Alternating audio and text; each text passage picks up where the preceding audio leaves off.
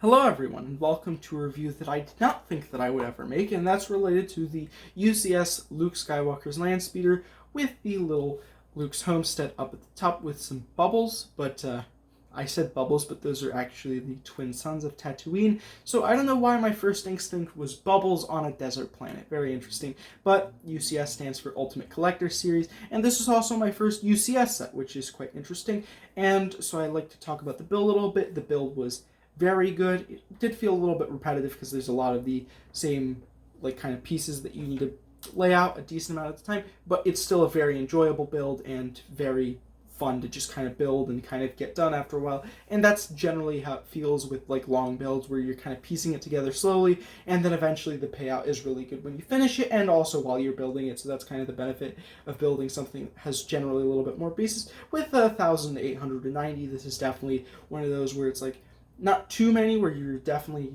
staying in there for the long haul. This is just enough where most people get it done in a few hours, which is generally pretty good. This is rated for ages 18 and up, which is pretty standard, as this is targeted towards adults mostly, but many people can still buy this, of course. This is set 75341 and is generally a really nice set, even though I did not really expect myself to be purchasing this set at the start when I originally saw it.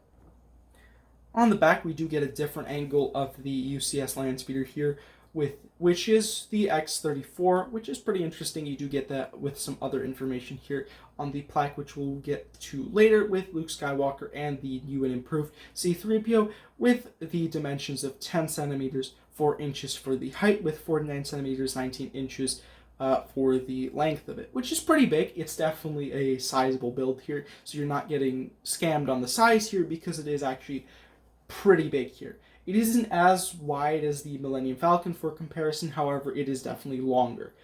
I would say it's about the same size orientation as the Imperial Light Cruiser. For comparison, it's definitely that kind of sizing there for shelving purposes. If you have any of those two sets, I think those are pretty good measurements for the size of it. But we do get two shots of in-movie scenes. One here with Luke Skywalker and C-3PO going to find R2-D2, and then another one while they're in Mos Eisley doing some business as usual. And we also get some interior shots of the broken engine there, which is not broken, but kind of ruined and opened. And then we also have a shot of inside, which we'll get to later, but onto the minifigures. We're going to do the minifigures on the stand today. However, Luke Skywalker here does get himself some trusty binoculars and a blue lightsaber to boot, which is pretty nice. Some extra accessories are always nice. Now, Luke Skywalker doesn't have too much detail and is unchanged from previous renditions. However, he does have some darker tan knees with a flowy shirt, which is pretty standard for him, with a belt there with a little pocket and a belt buckle. He does have some plain white arms. However, his shirt does kind of intersect, forming that Y shape to kind of reveal a little bit of skin there, leading up to his neck and head area, which is a pretty happy expression with his general blonde hair, which he does have. Now, if we turn it around, we get some more pockets along his belt with the rest of his hair there, with a little bit of indentation on his clothing. Nothing too crazy for the back printing, however, it is still pretty nice to get something. With a more stern-looking back head, where he's not really as satisfied with how things are going, but still, it's good to get two heads here. You are spending a pretty penny on this set, so it's good to get some extra value out of it, even though this Luke Skywalker is pretty common across a lot of sets. Now, the plaque is very nice. Mine is a little bit scuffed here, because I did have a little bit of issue putting this one on, so I do advise being a bit careful in how you apply these larger stickers. Now, we do get some information, this is a Star Wars vehicle, as you probably already knew that, but this is the X34 Landspeeder. It is manufactured by Soros Sub Corporation. It has a length of 3.4 meters. The engines are the Repulsor lift thrust turbines. Maximum altitude is 1 meter. And it has a maximum speed of 250 kilometers per hour, with a capacity of 1 driver, 1 passenger, and 2 droids, with 5 kilograms of cargo, which is pretty nice. It's just probably where you'd see it being stored in the playset version, or you kind of just have it being stored somewhere along the potential area of the Landspeeder. But let's move on to our other minifigure. Now, our last and highlight minifigure is this absolutely stunning C-3PO. Now, starting off with the feet, you do have some droid indentations there, so you can kind of see the bottoms of C-3PO's feet, which is not common. You don't normally get feet printing, but it's nice to see, especially when you're spending so much. Now, you do get the dual molded here for the right leg there, which is great. So you do get more of that silver coloring, which was really missing from the other C-3POs, with those kneecaps again, one being in gold, one being in the silver, which looks very nice. And then it transitions into full gold, moving up to the kind of wiring bits that kind of jut out, which you can kind of see are this nice and stunning silverish gold, which kind of just makes them pop and kind of add the detail. Moving on up, you'll start to see more of that like silver glisten, which kind of adds this like gold silver glisten, which is very nice indeed. Now moving up into the like chest cavity, the stomach has a lot of these wires that kind of are just multicolored and kind of represent what you might see on an actual C-3PO, which is very good. You do have that circle piece that kind of encapsulates the center of C-3PO, which is just kind of multicolored. It looks like it might have a little bit of rust there, and it just looks very good. Moving on up, you do have his chest area, which kind of just has all of this little like silver glisten to it, which just looks very good. Then moving on up, you have the little bars that kind of extend that you might see around his neck. And moving on up, we do have the same headpiece, but realistically, everything else is just absolutely stunning. He does have those yellow beady eyes, but funnily enough, he also does have arm printing on both sides and back printing, which we will get to shortly.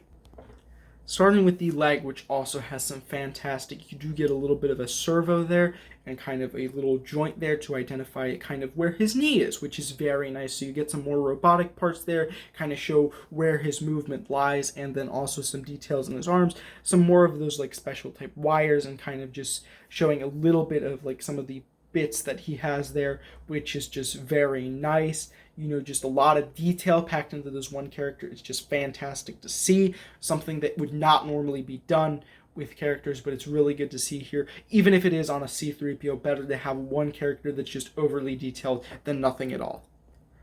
This time again, that same pattern mimicked on the other side, except this time with the bottom half, the bottom joint being in silver, kind of matching the aesthetic of everything else, and then the rest of it just kind of being rounded out as what it was on the other side. No real changes are being made here except for that one color switch. Still very good looking, just absolutely fantastic on the detail. And finally on the back, you do get that continuation of that dual mold with the silver, and then moving on up, you get more of that exposed wiring here, which is just very polished and good looking. And then moving on up, you have the little back piece that kind of extends out a little bit, very polished, unlike other C-3POs. You can really see some extra detail there, some extra coloring to really make it pop and feel like it's there, and not just kind of faded in with everything else. Really just a stunning C-3PO, and we've been talking about this C-3PO for 3 minutes now, so if that doesn't really cover everything that there is about this C-3PO, I don't know what will. Now, I think to fully appreciate this massive, and I mean really massive ship, we've got to look at it from all angles. Now, starting off, we do have all of these little rods here that extend to kind of make that silver point line here that goes into the center cavity to kind of make up the front, and it just goes all around. It's just flush. You might have to work a little bit just to make it this flush, but once it is, it just looks really good and accurate to the scene that you might want it to be in. You do have these little side pockets here which flush in with the orange, and you kind of get that returning of all the colors that you might want. You've got that tan, you've got that dark red, and you've got those little bits of silver over here at the front. You do get this little piece that kind of sticks out. You do get a little bit of scratches up at the front, which is a nice touch. You know, you get some more of that wear and tear before you kind of express, but this main cavity here, very flush until you reach this little bit, which does have a little bit of exposure there. Still looks very good there. You know, it kind of fits in with the build. It might be a little bit ruined there, but it still fits in very well. Kind of just adds to the aesthetic. The windshield itself, a little bit dusty at this point, however, I would advise being a little bit careful. However, for the time being, I am going to take that off so that we can get a bit of a better look into the central cavity here, which does have the steering wheel, the control panel, the gear shift there, and also some extra buttons there. You do have these really lovely seats, which provide good space for minifigures. but realistically, you're not going to put your minifigures in there because they would feel very out of place. However, still very nice seating. I'm assuming that this is the extra storage that's supposed to be mentioned. You know, you have an overhead compartment there to fit extra stuff, and then fitting into the first massive little engine here, which looks great. You do have some sticker detailing to kind of push the red lines over the top. You do get this detailing on both sides, and this is probably the most complete engine, seeing as it's got no wear and tear on it whatsoever. This side engine over here is also another complete engine right here, having a transition from this dark gray with red to the orange on the underside, which we will look at the underside a bit more in depth later, with some vent pieces over here, so we do have a bit more of the little bit of the scuffing there, which is very nice. So it is consistent. We do have the little repulsor engines right here at the back, which kind of stick out and feel very normal here. They might stick out because they're a little bit, they might feel a little bit out of place for some people, but I think they look perfectly fine here. And they do justice with a bit of a combination here. It's not completely perfect because there is a little bit of a rough transition here from the tan to the dark red to the tan again, which this is kind of like an orangish tan, so, but I will be referring it tan for just simplicity's sake. And then we also get to the ruined engine, which has a bunch of vines, not vines, it has the whip pieces, and it also has these cord pieces, which would be used for like animals mostly, and then it just kind of creates this like wired feeling where it's really exposed, and you kind of need to maintain it to kind of make it function properly. And it also has a rougher, it has a more transition from the gray to the dark or dark tan here, or like the orangish tan, depending on how you, I said orangish tan. So overall, very nice here, packed with lots of detail, and it does fit very well onto the stand. You can pick it up. It is quite heavy, so I'm going to brush the stand aside so that we can kind of look at it. It is pretty small here. It doesn't look as good when it's just flat on the ground. You can display it this way, but I'm going to put the windshield back now. But it does not look as good as when you have it with the stand, because it is a bit flatter. You know, you do get a little bit of that extra detailing because you have the repulsor lifts there, so it is a bit more accurate when it is turned on its side. However, I'm going to go ahead and turn it over so that we can view some of the details. We get a little bit more detailing of the transition, kind of the stabilizing there. You can kind of see some of the transition, and you can see some of the holes there for the general thing, and it is pretty flush. I am holding it right now, so it is a little bit hard to see, but there's a lot of just so that you can kind of just place it down here and not have to worry too much. These are connected pretty well, so you won't have to worry about them falling off, which is nice, and it's just a very solid model. I wouldn't recommend throwing it down a flight of stairs, but you shouldn't be too worried if it were to fall just like a little bit. I would still recommend that you keep this away from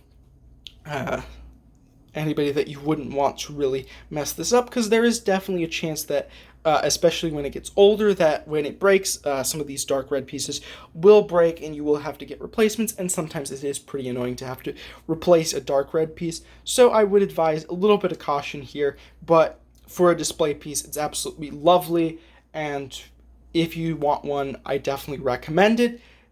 You don't have to buy it, because this is definitely not one of the best UCS sets out there. I think that there are definitely some that probably surpass this, but if you want a Luke's Landspeeder UCS set, this is definitely one to get. It's definitely an interesting one. It's definitely something that is memorable in the sense that many people talk about it, especially with Lego, how, oh, we've got another UCS, we've got another Luke's Landspeeder. So it's definitely memorable in that way. And it's just a fine set that kind of just looks good on any display that you might want to put it on. So I hope you enjoyed. I hope this wasn't a little bit too extensive, and I hope to see you next time. Bye.